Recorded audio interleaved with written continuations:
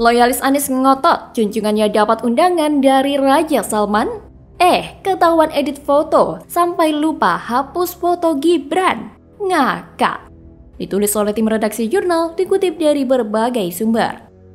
Ya memang sih itu adalah pendukungnya. Tapi bukankah Anies Baswedan sendiri ini pernah mengatakan secara eksplisit bahwa perilaku pendukung mewakili sifat yang didukung?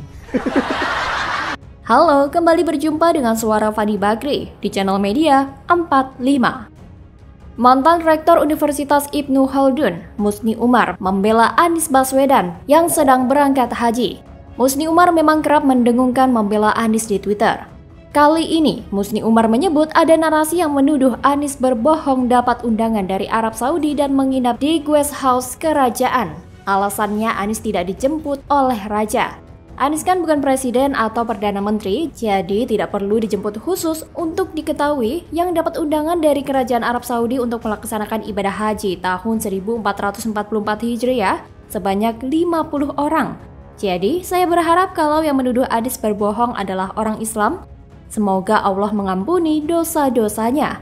Tulis Musni Umar di akun Twitter pribadinya, dikutip merdeka.com pada Senin 26 Juni. Selain ucapan yang menjadi sorotan adalah foto yang diunggah oleh Musni Umar. Musni mengunggah foto bagai Presiden Anies dan Raja Salman dikawal aparat kerajaan saat tawaf. Lucunya, foto tersebut adalah editan.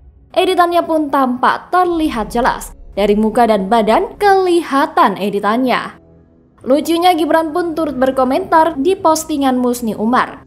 "Kok ada saya di situ, Pak?" tulis Gibran di akun Twitternya.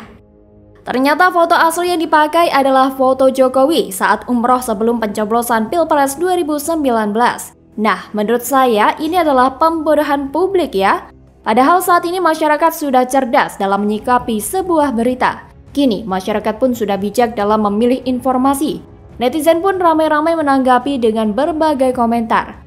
Mereka menilai yang edit kurang profesional. Warganet juga menyayangkan. Musni yang bergelar profesor justru mudah termakan hoaks atau berita bohong. Bahkan Deddy Budiarto menduga Anies memakai jalur haji furoda atau haji yang tidak lewat jatah kuota dengan menghabiskan biaya fantastis sekitar 360 jutaan rupiah dengan fasilitas lengkap. Kang Dede menyebut pendukung mantan gubernur terburuk sepanjang sejarah DKI telah memframing seolah-olah diundang pemerintah kerajaan Arab Saudi secara resmi dan jalan ninjanya untuk mensukseskan hal itu dengan edit foto. Editan foto tersebut pun tampak seperti dijaga dan dikawal, tapi kenyataannya dari video asli yang beredar malah terlihat sebaliknya. Anies disenggol dan tidak dihiraukan. Katanya dikawal penjaga, tapi malah dicuekin saja. Setuju dengan Anies Baswedan sebelumnya, yang pernah mengatakan bahwa pendukung mencerminkan dengan yang didukung. Terlebih diakui atau tidak diakui oleh Anies, masyarakat sudah mengetahui bahwa Anies memelihara buzzer. Musni Umar menghapus tweet pun tidak akan mengubah pandangan masyarakat bahwa buzzer yang sudah terkonsolidasi itu tugasnya menutup keburukan dan kegagalan Anies. Tetapi dengan cara-cara yang tidak faktual, terkesan ngawur, dan asal-asalan. Buzzer Anies sudah mulai bereaksi dalam menaikkan citra Anies. Ini pun tidak lantas efektif begitu saja, mengingat Anies banyak menciptakan cacat politik dan cacat kerja selama menjabat gubernur. Legasi kelam menjadi hal yang harus ditanggung dan diterima warga Jakarta sepeninggal Anies. Memang, tipikal dari para pendukung Anies Baswedan ini memang pendukung Anies tanpa otak. Saya melihat bagaimana orang ini, yakni Musni Umar, benar-benar menjadi congornya Anies Baswedan. Berkata-kata ngawur di Twitter, namun ketika dibalas kok kerjaannya hanyalah ngeles dan kabur. Sebaiknya, saat ini kita harus adu gagasan atau program. Hindari fitnah dan jauhi framing lebay seperti edit foto itu. Bagaimana kalau menurut Anda?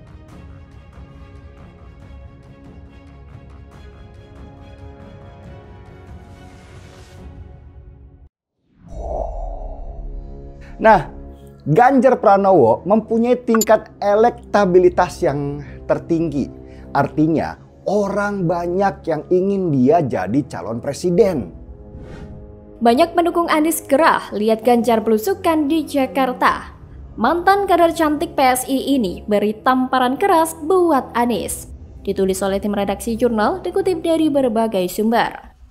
Biasa kawan-kawan untuk bisa ngobrol di pasar ini. Saya ingin mereka menyampaikan apa adanya. Sampaikan apa adanya. Halo, kembali berjumpa dengan suara Fani Bakri di channel media 45. Ex-politikus Partai Solidaritas Indonesia, Samara Amani, membela serangan yang diarahkan ke Capres PDI Perjuangan Ganjar Pranowo.